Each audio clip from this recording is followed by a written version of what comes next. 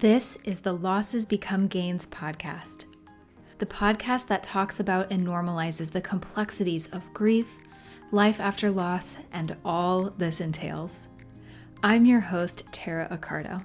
I'm a grief and transformational life coach, and I'm here to serve you guidance, tangible tools, and inspiration to help you cultivate a more meaningful, intentional, and beautiful life. A life where you'll discover gains from your losses and so much more. I'm so grateful you're here. Let's dive right in. Welcome back to the Losses Become Gains podcast, you guys. I'm your host, Tara Accardo. I am thrilled to share the stage today with filmmaker, actor, singer, and certified grief educator, Grant Garry. This is such a unique episode today. I cannot wait to dig into this conversation with you. Grant is the director of the documentary Meet Me Where I Am, which explores the topic of grief through individual stories of loss, love, and hope. It also focuses on how to be there, so to speak, for grievers. What to do and what to say, what to not do and what to not say, and features some really incredible people and voices in the grief space, and even some famous faces that you would recognize that are all being brutally honest and open with their grief and their grief journey, which is so refreshing. I cannot even tell you. And I was lucky enough to get a little sneak preview of this film, and I genuinely loved this documentary so much. I might have shed a tear or five, but they were ultimately happy tears, I promise. So you are going to want to not only see this when it is made available, but also share it with friends and family and your network because it addresses topics and situations that truly need to be recognized and discussed more. And I am so here for it. And it is so encouraging to see what Grant is doing here in directing this highly needed film to help normalize grief. That is very much my mission as well. And this conversation today is so needed, in my opinion. And I think Grant and his team and everyone that worked on this film has done such a beautiful job. And he has such a unique perspective on grief, having been a part of this filmmaking process. So without further ado, I really hope you enjoy it and that it resonates with you. Let's dive right in. To kick this off, and before we even get more into the griefy stuff, I would love for you to just tell us a little bit about who you are, kind of outside of grief and this whole process, which I definitely want to dig into. But, you're a filmmaker, but also an actor, a very talented singer, certified grief educator. So just talk to me a little bit about who you are and your journey to where. Yeah, thank you. You touched on it. I definitely consider myself multi-passionate. And I, when I was growing up, I was always into acting and being in plays and singing. However, I never really considered myself a singer until more recently. I just always liked it, and it was something I was passionate about. Mm-hmm. But I would say that during the pandemic, I spent a lot of time alone and in pain, and really finding my voice, for lack of a better term. Love that. So, yeah, and so I found a lot of joy in the midst of pain, singing, performing, storytelling, and then eventually making this film. I studied theater in school. My degree is in theater, and then after I graduated, I went on to work in film and TV a little bit here and there, and independent filmmaking, and found myself these last few years working on this documentary, which I had also never really considered myself a documentary filmmaker. I was always more of a narrative person, and I also love musicals, and so that wasn't really an area that I was even thinking about until I realized how much I love having long form conversations with other humans. Yeah. And so it's been a wonderful experience for me to do this film. And I'm very excited to share it with the world. Um, did that sort of answer your question? It did, yeah. And then anything else, just what do you kind of enjoy doing in your spare time and things like that? I always like to kind of get to know people outside of the grief realm. You know what I mean? Yeah, spare time. I love getting coffee in the mornings. I Mhm. actually like I'm a very early riser. So I like waking up 5, 6 in the morning, Mhm. um, take the dog out before anybody's up. I don't put the news on in the morning. I don't Mhm. watch the morning news because I have found that it's not necessarily the It best. does not always start your day off on the right foot. Well, That's for sure. and it doesn't even like I feel like it doesn't even matter like what your sort of belief systems are. It doesn't really make anyone happy. I mean, you hear people on both sides of like the political spectrum even just say like, oh, the media is the worst. And it's like, well, so it's not really helping any of us feel good. Yeah. And how can we feel good at the start of our day? So Oh, I love that. I typically um my sort of ritual, if you want to call it that, is, making a cup of coffee, Mhm. um, um, and reading in the morning. And I usually read nonfiction. Mhm. I'm a sucker for like self-help books and Oh my stuff, God, same. Yes. even though seldom do they really offer anything in the midst of deep grief. But that's, regardless, I'm still just It plants someone some that seeds, right? Like it can yeah, at least, that's kind of how yeah, I felt about self-help too. It's just like it's food for thought and it's something I kind right. of keep in the back of my head and I'm like, oh, that's a good point.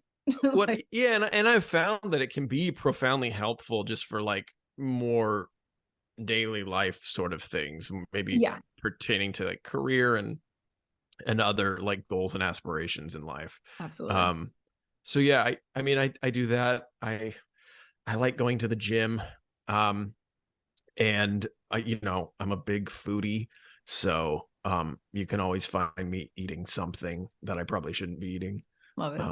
So You only live once, right? there's yeah, it's just there's yeah, it's sort of a um I try and stay healthy and fit, and then I also like eating a large Balance. amounts of food. So yeah, Yeah.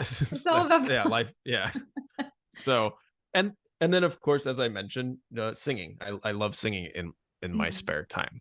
So That's amazing. um That definitely that's answered my question. And I'm actually so glad I probed more on this because what you touched on here is I think is so important. And this is a message that I want any grievers listening here today to take into account is having a good routine in the morning. And this can look like whatever you want, but I think just again, this concept of just getting off our day on the right foot with just a little spark of joy, a little hope, a little, mhm, positivity can make such a difference. And I've said this before, like I think going to sleep can be the hardest for people because your thoughts are just so loud and it's just falling asleep can feel impossible, all the things. But then getting up is also one of the worst times because you're hit continuously day after day with the reality of whoever or whatever you've lost. And that can be really, really challenging. So, like, whatever, journaling or exactly what you were saying, I think exercise is important, getting out for a walk. I mean, whatever this looks like for the individual, I think just having something mhm. and that can start with just 5 minutes of one thing if that just seems overwhelming, right? It doesn't have to be some 8-step regimen. But Right. the coffee, I'm with you on that. Like, and for me, it's more almost like I don't even need the caffeine. It's just the experience It's the of experience. yeah, Yeah. and, like, right now, like, I can't even have caffeine because 'cause I'm pregnant, so I'm just like, "Okay, I'll do decaf, whatever," but for me, it's more of the just, like Which, congratulations, by the thank way. you, It's I appreciate very it. Yeah, exciting. that's a whole nother oh god, can of worms in the grief, Yeah. space that I'm in right We can now, talk but about that. yeah, it's just, it's trust there's an episode on it, and it's just, it's trippy. It's really trippy Of going through course. that without parents. But I'm not the only one out there either, you know, and I, that's not to diminish or minimize what I'm going through. I Right. just say that more from a community aspect. Like, again, anyone Hmm. listening here, you're not alone. And we're Hmm. all going through major life events without people that we maybe anticipated being there or always Yeah. saw there. Weddings, launching a film. I mean, you name it. Yeah. But it's crazy because some of the, you know, most incredible things we might ever do in our lives are sometimes a result of our adversity or our losses or whatever. I would have created probably Losses Become Gains had I not lost my parents, period. Because I wouldn't Yeah. know, right? So I don't I, know. Do you feel like that's true with your I, film, or how does oh that yeah, translate for there's you? no, yeah. And I say this all the time. There's no way I would have made my film had I not gone through some of the loss that Yeah. I've encountered. Yeah. It was like 100% like throwing my grief into that. I mean, um, I would say that is a loss becoming a gain for me. I don't think I would have made the film prior. Um, so I so I have found meaning in that. Um, I think that well, you know, I want to be careful when I say finding meaning in it, like how you say losses become gains. Like it doesn't replace the Yes. loss, you know. Mhm. um and it's more of like, how can you move forward with that loss being part of your identity now, Yeah. and make new meaning, while still holding space for that loss. um and Well I just think that's important because I don't want to lead anyone in a direction of like, hey, you can get over something if you just do something new and different. That's just not how it works. I think that's an unreasonable expectation when we've had profound loss. I agree. Yeah. Yeah. It's not particularly realistic, but there is, I think that's an important distinction. So I'm really glad you said that. Yeah. There is a newfound meaning and sense of gratitude for things that we might have taken advantage of before. And so it just kind of makes us, I think, just stop and think and pause and ponder a little Yeah, more and than it's we. not discussed enough in that like gratitude and grief Yeah. can coexist. Like one doesn't cancel out the other. They can coexist, you know, not necessarily in harmony all Mhm. the time, but they can both exist. It's a weird thing that our society just thinks, you know, like, oh, well, you know, you're having this child now, so you should be happy, and that's that, and you shouldn't Yeah. think about, you know, your parents anymore. You know, it just doesn't work that way at all. And that's the thing about grief that when people might say, you know, shouldn't you be over it by now? Or, oh, it's been a year, you know, these crazy, ridiculous expectations of you should be in a certain place. Number one, that is a them problem, not an us problem. But Right. number two, there's so many milestones, or not, it doesn't even have to be a big milestone. It can be a day-to-day thing where something might come up that either triggers us or, you know, again, you're going through like a new phase of life that you perhaps thought your person or your people or whoever would be there for, they're not.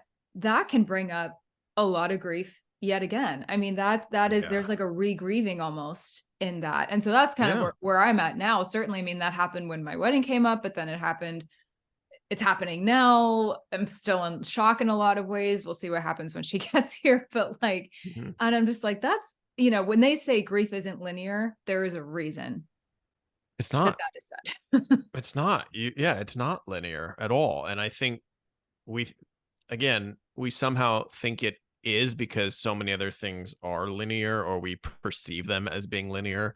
Yeah. And it's not till you're going through it that you realize um, it's simply not.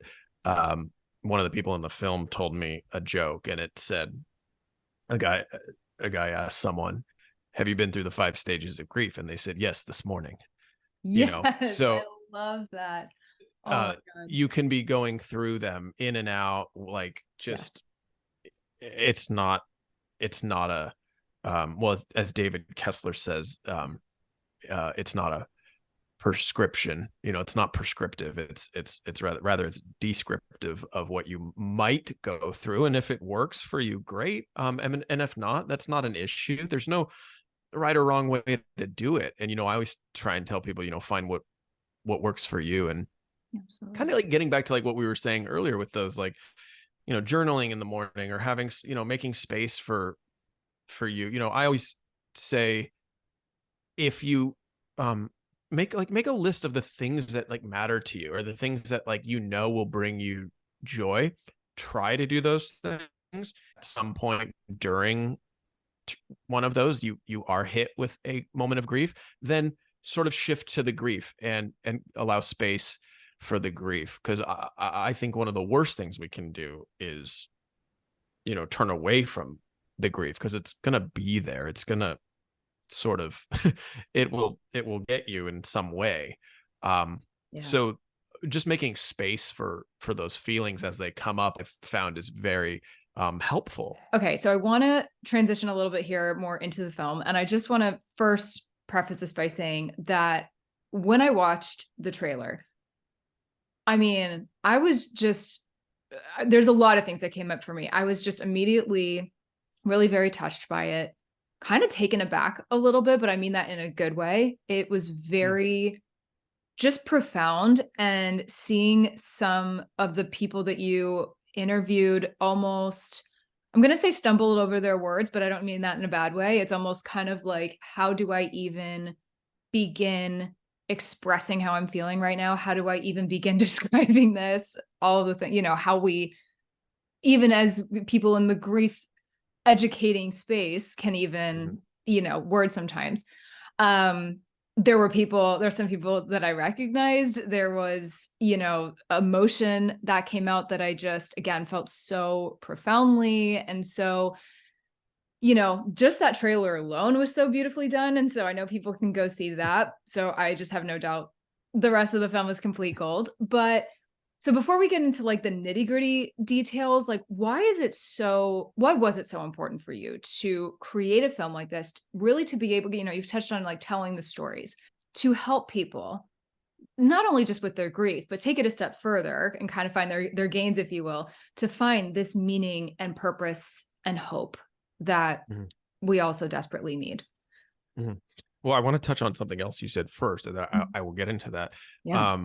When we were in the editing phase and post-production, it was really important for us to edit it in a way that we were in the room with these people, and you do stumble to find the right words in grief. And so as filmmakers, we felt like, well, we could have edited this and made it like super polished to where there was no or moments of moments of silence, but we wanted to allow space for that, because that's how it is. That's how it is if you're with somebody in that space. And so we wanted to extend some of these clips where people were just sitting and like thinking about what maybe I had asked them, or thinking about what they said before they were going to say something. And so it was important to have a accurate depiction of grief in the film. And so that's why there are times in the film where people aren't saying anything, or we just kind of sit with them as they sort of gather their thoughts. Moving on, this has been a topic that I've been very passionate about for a long time. I had taken a grief course when I was in college, and that had really opened my eyes to this subject that we all experience, yet we don't talk about it enough.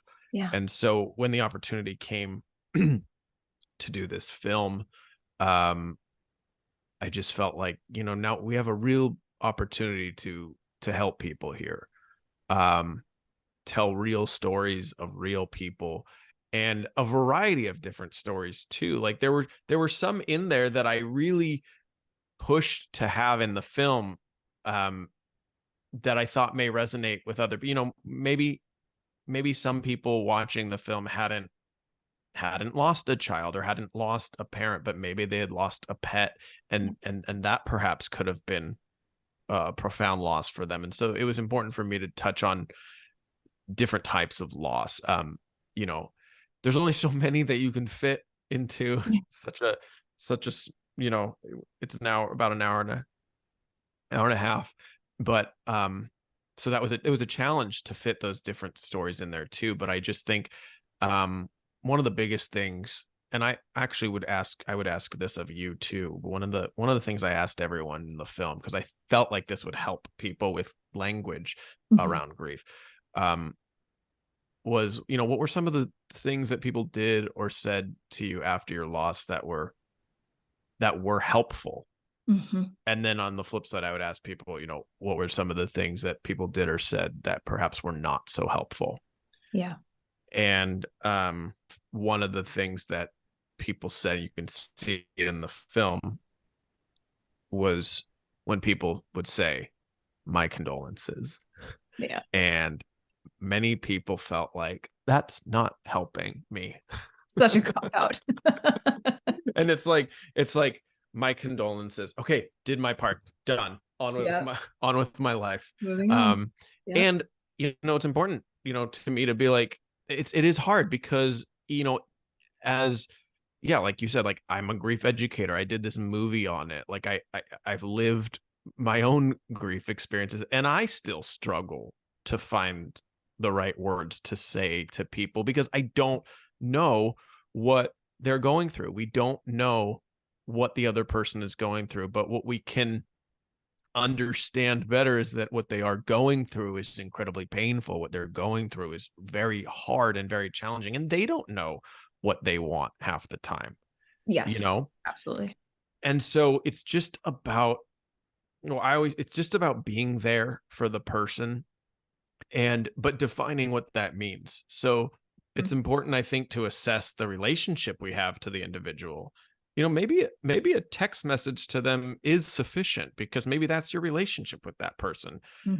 But maybe going and sitting with them, holding their hand, or going on a walk with them might be more sufficient depending on the type of relationship you have. So, you know, it was important for me to offer a variety of things in the film that I hope, for lack of a better phrase, non-grievers, people who are not currently grieving, I guess, can take away to help maybe their friends and loved ones, and then also at the same time help people that are currently in grief with their own grief, and that the feelings that they're having are real and normal and valid, and to not shy away from that. I've learned a lot about love languages in this process too, and I mean, very much with my own relationship. Like, my now husband and I broke up for a period of time just after my mom, well, a little while after my mom died and just before my dad died. It was like, you know, because I wasn't going through enough already, right? Right, of course. But it ended up being a blessing in disguise, and I won't get into that. But he has not experienced deep, profound grief literally ever in his life. And I don't just mean the fact that he hasn't like lost a person. He has just frankly been very blessed in that he just hasn't experienced a ton of adversity or hardship or deep loss of a person. He still has two very happy, healthy parents. I could go on. So for him to try and understand what I was going through when I didn't even understand it myself, because up until that point, I had also been frankly pretty lucky in my, you know, I've lost some people, but I was much younger. I think I processed it differently. I was, you know, when I lost my parents, I was in my late-ish 20s. You know, we talked a little bit about expectations. For me to expect him to understand what I was feeling and going through, not only not being his parents, but like just any of it. And then what to say or what to do. When we eventually did reunite, we talked about that. It was almost like one of our initial conversations of, are we getting back together or not? Because it was like, do you understand where I'm coming from? And do I understand where you're coming from and what each other needs? Because we cannot let this happen again. You know, there's just a total communication breakdown and all of the things. And there's a podcast episode with him on this too, where I get his opinion on it, because I think it's important to have those conversations with, again, for lack of a better term, non-grievers. Because it comes back so much to like, you don't know what you don't know. And some of these people don't know what to say. Or quite frankly, again, if they are kind of mentally trained to handle grief differently, they might think my condolences is just a safe bet. And for some people it is, like depending on Sure. if it's maybe like an acquaintance at work that doesn't really know you, but also doesn't want to just not acknowledge it. I mean, Right. fine. There's a time and a place for some of these things. But I think what Yeah. you hit the nail on the head, just depending on your relationship with the person, just remembering that what works for us does not always work for other people. I had some of my best friends bombard me with like gifts and stuff, like material things. And I was like, I don't need the material things. I Yeah. kind of need to be left No. alone. I need to be able to just text you something really quick or Yeah. just spend on the phone for 20 minutes. And, so I think that's just a really important lesson in grief, is to just come out of our ego a little bit and take a moment to really consider what the person who is going through this traumatic loss really needs. And I've also gotten the question, I'd be curious if you've come across this too, is like, what if you don't know? Should I ask them? Because I think a lot of people don't want to like add on to the griever's plate. They're like, I don't want to be asking them. No, it's okay to ask. Just expect that they might not know. And I think at Yeah. that point, it's just continuing to check in, or just, not ad nauseum, but just Right. enough to be like, I'm here, I'm thinking of you, you know, or just even almost taking the reins even a step further maybe, and just volunteering to bring food over or something. That was like the Mm-hmm. one thing that my friends did for me. I will say, like a little bit of a meal train when my mom first died. I was barely eating. I didn't even want to eat all the things. No. Um, Yeah. they just kind of took the reins and did that. And I was so grateful for that. And I didn't even know I needed it at the time. Like I Mm-hmm. did, I knew I needed to eat, but I Yeah. wasn't aware of how badly I was kind of neglecting myself. So It is hard, and relationships specifically are incredibly challenging during those times. yeah, Um, a lot of strain. uh, I um, wish I could go back in time and do it differently to support those that I had been in relationships with that had lost Yeah. someone, you know. Um, because we as the other person want so much for them to just be out of pain like quickly, like let's get you out of Yes. pain. Because it hurts to um watch that too, like it as does a person it on the does sidelines. Yeah. it does, and then selfishly, like we don't know what to do because now we're not doing all the other things that we normally do in this relationship, like go out and have fun or whatever. So for the people that are trying to, and I just want to say, like, it's for the most part, like these are all well-intended people, Absolutely. that say Yeah. those things that kind Yeah. of annoy you or bother you. I think that the reason why saying something like let me know if you need anything is not helpful, it's because it's putting that burden on the griever who Yes. already has like a million things that they're like thinking of. They don't know what, so now I have to delegate, now I have to come up with something for Right. you to do. Hi. Lowest um on the priority list. and Like, and kidding. but again those people they want to know what to do for you that would help you, That's actually helpful. Yeah. but you don't always know. um Yeah. my go-to is always like, well, if I like pizza and Diet Coke, then just bring that to me, That's a don't safe ask, bet. just just bring it to me. Yeah. um but again, that just it's such a hard dance because we don't know. And you know I think too, um it's important to check in with our friends and our loved ones, not just that one time, right, when we heard about the Yes. loss. Oh my God. Check in with them in a week, maybe a few days later, maybe like Yeah. a week later, 6 months later, a year later. um it's not something that, you know it doesn't just dissipate, it doesn't just like dissolve. So um but give them tangible things too. If you know that their favorite restaurant is this, would you like me to bring you this dish from this restaurant? Yes or no? That Yes. is a little easier for the griever, I think, because we can, in that moment, we can just say, how do I feel right now? Yes or no. Okay, no, or yes, that sounds great. You know, Right. um, Exactly. it's just, otherwise we have to scan our brains for all these different things, and it doesn't, like I was saying, it's just not helpful, because then we're trying to now I have to come up with something for you to do. Yeah. But yeah, just like I said, like tangible things, like, would you like to go on a walk with me? Yeah. That's an easy It's, yes or no. It's yeah, they're yeah, just like, yeah, I could get some fresh air, or be like, nope, my couch sounds real good right now. Thanks so yeah. much. Yeah. Yeah. Well, exactly. And that's the thing. You might say yes in that moment, but when it comes time to actually do it, you might Yeah. not want to. And that's okay too. Yeah. Because it ebbs and flows. And what you want to commit to one moment might not feel good the day it actually comes, or even the moment it comes, even if it's like a couple hours later.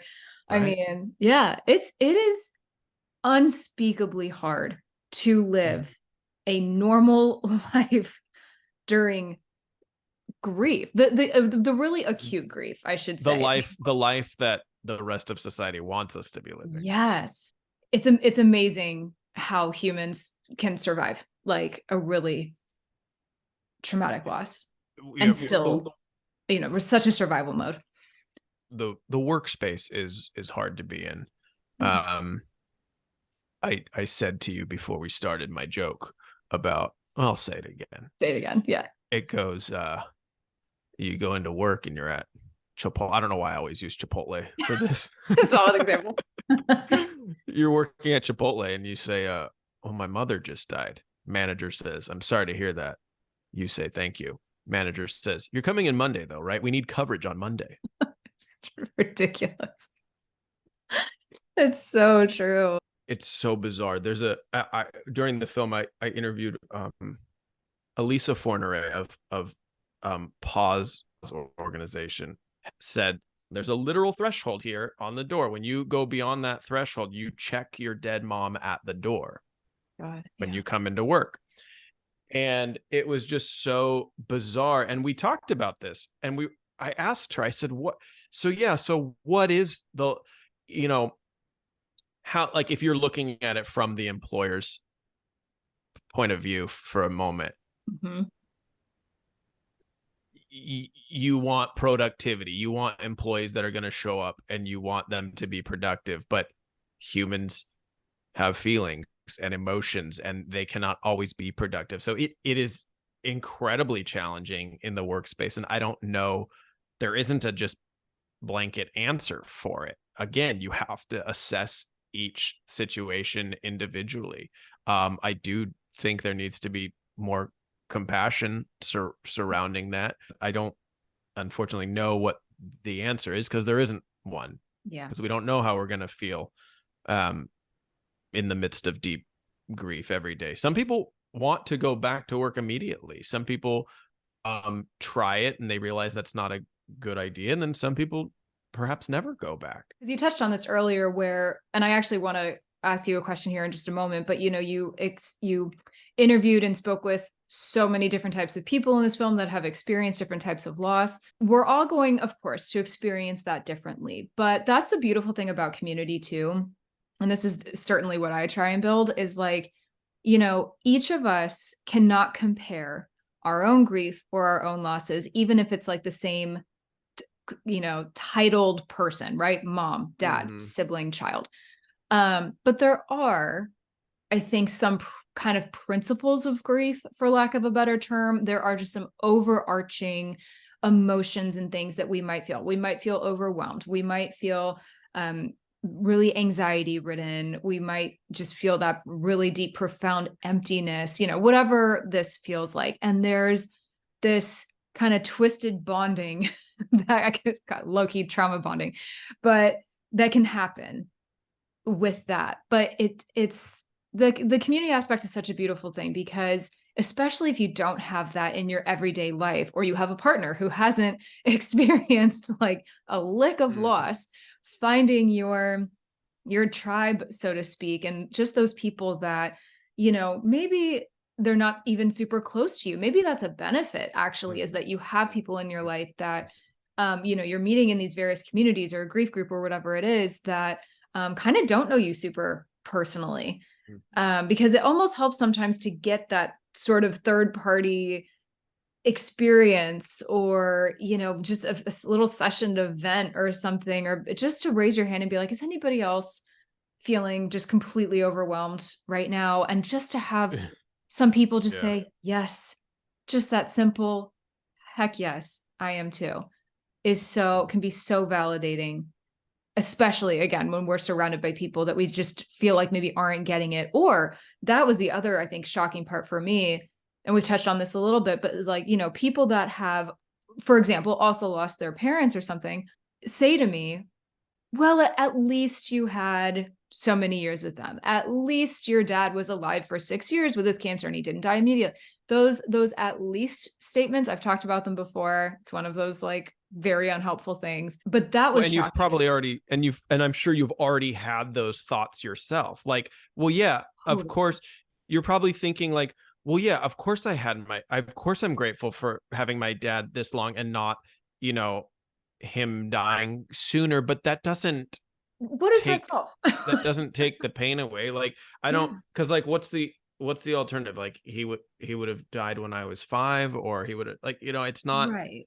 And yes, it's like, I mean, of course, like, would you have rather had your father longer? Yes. Would you, are you grateful that you had your father as long as you did? Yes. Sure. Would it have been perhaps worse? Most times the griever has thought that to themselves, and they're like, well, yeah, that's okay, maybe, but that's not changing how I feel about this situation. Yeah. It's not helping me in this moment. Yeah. And that goes back to gratitude and grief. Like, people are so quick to rush us to gratitude, and we're over here grieving. And maybe at some point we can acknowledge that, like, the grief and the gratitude can coexist. I can be grateful for having that person in my life for so long, but I'm also in grief because they're not in my life anymore. So, right. Like, why can't that be acknowledged? Yeah. And it's like, and again, I know it's like well-intentioned a lot of times, and it comes from a place of people just wanting us to be better. But when it comes at the cost sort of acknowledging and just validating, like, yeah, this really freaking sucks. You had said something else that reminded me of something we don't talk about a lot. It's like, in grief, getting back to community, there are people that you thought would be in your community that, oh my God, yeah, just, I don't, disappear. And then there are people that come out of nowhere that are profoundly helpful. Yeah. And you're so grateful for those people, and they really, sort of step up and are there for you. I mean, I've had a few people that, for lack of a better phrase, meet me where I am. And were just there with me. They were just there with me when I was sad, or when I was angry, or when I wanted to, like, yell and scream or do nothing, or, binge eat. Like, they just allowed me to do all those things. They didn't try to rush me in or out of it. And that, I think, is helpful, when those people that are there for you allow you to be just the way you are in that moment. Yeah.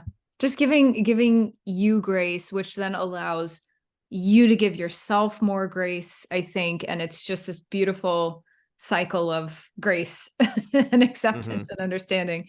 And I love what you just said about not rushing it, because that's a lot of what we've been saying today is, I think, gets at that. It's just like this need for rushing to, still parent at 100%, to still work at 100%, to, live up to others' expectations. Because how can you rush something that doesn't end? Wow. Yes. That's wow. Okay. Quote of the day right there. I love that. Oh my gosh. All right. So really quick, just to kind of close out the film conversation. There's a lot I want to talk to you about it, but I was curious, of all the people that you spoke to in this film, that were featured in this film, and there's a lot of very incredible and influential and just amazing people that you spoke with.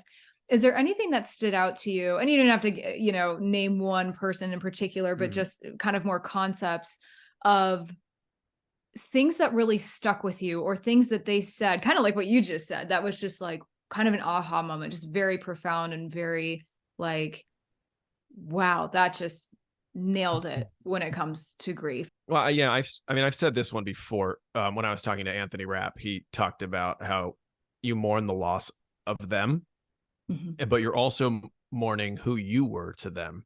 So that, he said that goes with them. Mm-hmm. So your identity as a daughter has gone with your parents as they have gone out of your lives. Yeah. And it's not that you're not their daughter, I don't want to speak for you, but No, that's how I feel. If anybody calls me an orphan, by the way, which my own grandmother, my mom's mom, has called me an orphan on multiple occasions.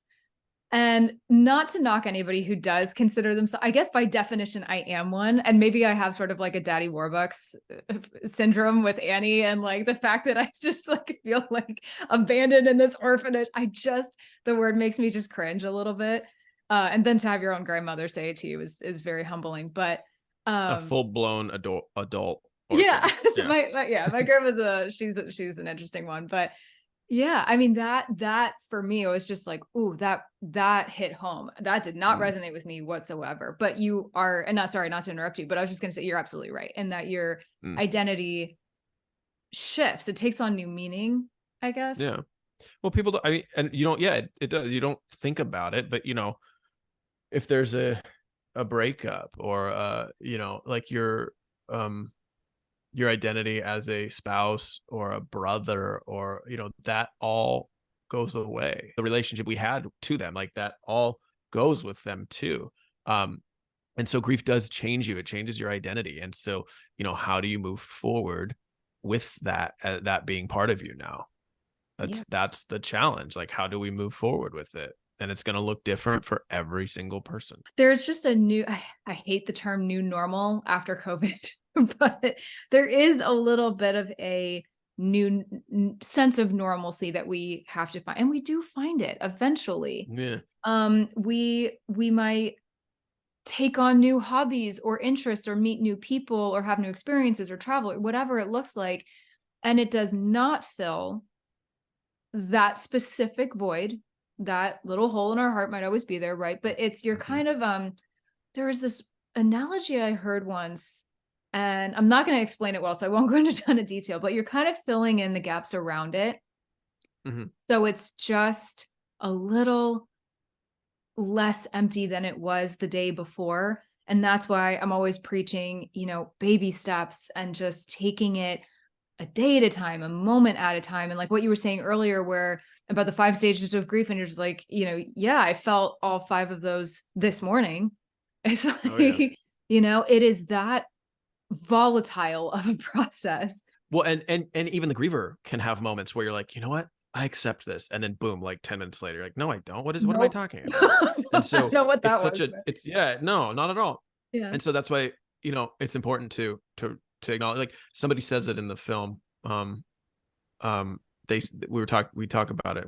Of course, I would be remiss if I didn't touch on the 5 stages in the film, but we talk about how it's almost like resignation would be a better term. Like you resign to it, that it's a fact. Yeah. Like, because it's not acceptable to lose a loved one. Right. Like, yeah. In what world? So I always look at it as that, like, well, maybe I can get to a point where I accept that this is a factual thing that had occurred in my life. Absolutely. And I am still living with it, and it will always be part of me. I like that resign. And I know that maybe might have sort of a, I don't know, not a negative connotation, but sort of, it might sound a little defeatist in a way, like, oh, I just resigned but we are kind of resigning to the fact that, like, okay, this is sort of like, this is my life now. But I feel like that's where I certainly am trying to, take my community. And I feel like this is where you're also going with this film, and in instilling this sense of meaning and love and hope and purpose. It's like, okay, we might have to like just kind of throw up our arms a little bit, resign ourselves to the fact that this is our life now. But what can you do with that from here? What opportunities can you create for yourself? Where can you now take this rock bottom that so many of us feel like we're at. Mm-hmm. And, by the skin of our teeth, kind of climb ourselves out of it a little bit. And that's where I know we've touched on gratitude a lot today. I think that's Right. definitely a part of it. And it's not being grateful they're gone. Again, this is very much like assuming this is a death of a person, but it's not necessarily always being grateful that like our identity has changed or whatever, but there is just this really incredible like growth and these realizations and this new understanding for life and kind of like what it means can come from this darkness, right? So, Absolutely. just the light is out there, for it not to sound super, super preachy, but the light is out Yeah. there. Yeah. And I Right? certainly, It feels like it's I not. yeah, I certainly don't want to, if anyone's listening that's in the midst of grief, I don't want people to think like if I'm not starting some big organization or Oh God, making a yeah, no. documentary that I'm doing anything wrong. Meaning is in us. It's What you what it's yeah, and it's not. I would love everyone to find meaning in their lives continually as they move forward in or out of grief. Yeah. And if you're not making meaning or having a loss become a gain right in this moment, that doesn't mean you're doing anything wrong, and that doesn't mean you can't still find something meaningful as you move forward. So just to have compassion for yourself and to allow space for just all of those emotions as they come up. I found too that in grief and when things change in our lives, we can meet new people that we never knew existed, Oh my God, yeah. and have new relationships with wonderful, amazing people. And so we can kind of, in a sense, be optimistic that we don't know where this grief is going to take us.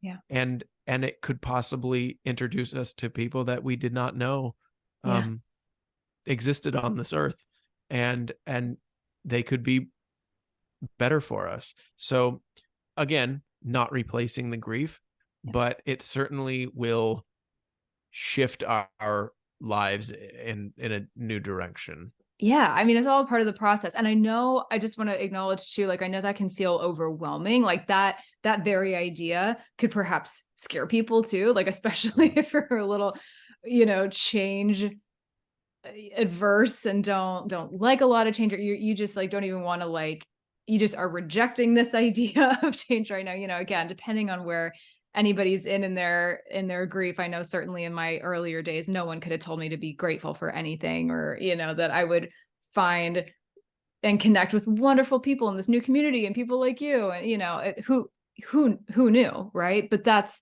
the point. It's like, who knows? So just having that open mind to that, I think you just said it perfectly, just that optimism and whatever life could have in store for you. Indeed. Okay, I seriously could have chatted with Grant about this all day. I enjoyed this open conversation about grief so much, and I hope you did as well. If this resonated with you or any part of our talk today was impactful for you, I would love for you to let me know. DM me on Instagram at Losses Become Gains Podcast. If you enjoyed this episode, I would so appreciate it if you shared it with someone that you know that could use it. Rate it on whatever platform you're listening on, and be sure to follow Grant's Film on Instagram as well at Meet Me Where I Am Film. This is all linked in the show notes, but I would love for you to follow so you can be the first to know and hear when this film is available to watch. You will not want to miss it. It was honestly so touching and so beautifully done. I cannot wait for you and the rest of the world to see it. I am sending you a huge thank you for tuning into today's episode, my friend. I'm so grateful you're here and for the steps you are taking to heal your heart, open your mind, fulfill your soul, learn, grow, and evolve, and move through this crazy thing called life in big, beautiful, impactful ways. Visit lossesbecomegains.com for my blog, more coping tools, ways to work with me, and so much more. And be sure you're following along on Instagram and Facebook at Losses Become Gains Podcast. I love seeing new faces, meeting new people, hearing your stories, and supporting you however I can. Be sure to hit that subscribe button if you haven't already, And share this episode or this podcast with someone who could use it too. And remember to always keep asking yourself, how will I turn my losses into gains today? I'll catch you in the next episode.